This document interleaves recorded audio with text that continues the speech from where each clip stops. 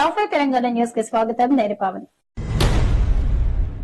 మెదక్ జిల్లా కౌడిపల్లిలోని మడిగలలో ఎస్టీ బాలుర hostel state highway పక్కనే ఉండటం వల్ల పిల్లలను కాపాడటానికి టీచర్లు తీవ్రంగా శ్రమిస్తున్నారని తెలంగాణ జాగృతి అధ్యక్షురాలు కల్వకుంట్ల కవిత అన్నారు.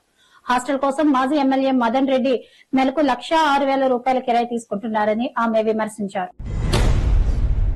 రామచంద్రపురం డివిజన్ లో బస్సు దర్శనం కార్యక్రమాన్ని కార్పొరేటర్ బూరుగడ్డ పుష్ప నాగేష్ నిర్వహించారు. మల్లికార్జున నగర్ కాలనీలో ప్రజలు ఎదుర్కొంటున్న సమస్యలు తెలుసుకోవడం కోసం కార్పొరేటర్ జీహెచ్ఎంసీ అధికారులతో కలిసి ఈ కార్యక్రమాన్ని చేపట్టారు. కాలనీలోని డ్రైనేజీ వ్యవస్థ లోపాలను కార్పొరేటర్ స్వయంగా పరిశీలించి తక్షణమే వాటిని పరిష్కరిస్తామని కార్పొరేటర్ హామీ ఇచ్చారు. జూబ్లీహిల్స్ లో ఓడిపోయిన కేటీఆర్ కు బలుపు తగ్గలేదని కాంగ్రెస్ ఎమ్మెల్సీ అద్దంకి దయాకర్ విమర్శించారు. నువ్వే అభ్యర్థిలాగా తిరిగావు, మాగంటి సునీతను అభ్యర్థిగా నిలబెట్టినా ఆమెతో కనీసం మాట్లాడనివ్వలేదు.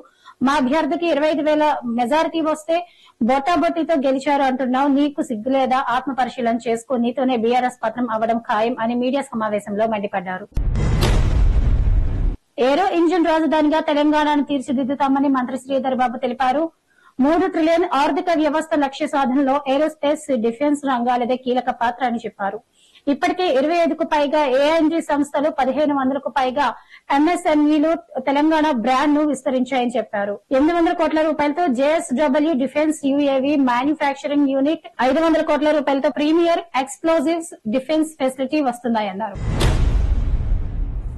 సైబర్ నేరాలపై అవగాహన కల్పించే హైదరాబాద్ సిపి సజ్జనార్ మిత్రుడికి కేటుగాళ్లు షాక్ ఇచ్చారు. ఆయన పేరుతో ఫేక్ ఎఫ్బీ అకౌంట్ క్రియేట్ చేసి ఆపదలో ఉన్నానంటూ డబ్బులు పంపాలని మెసేజ్లు పంపారు. దీంతో ఇది నిజమే అనుకుని తన స్నేహితుడు 20,000 రూపాయలు పంపించి మోసపోయారని సజ్జనార్ ట్వీట్ చేశారు. నా పేరుతో లేదా ఏ అధికారి, ప్రముఖ వ్యక్తి పేరుతో ఫేస్బుక్ లో డబ్బులు పంపాలని వచ్చే సందేశాలను అసలు నమ్మకండి అని ఆయన సూచించారు. ఇది వాళ్ళ టాప్ తెలంగాణ న్యూస్. రేపటి టాప్ తెలంగాణ న్యూస్ లో మళ్ళీ కలుద్దాం.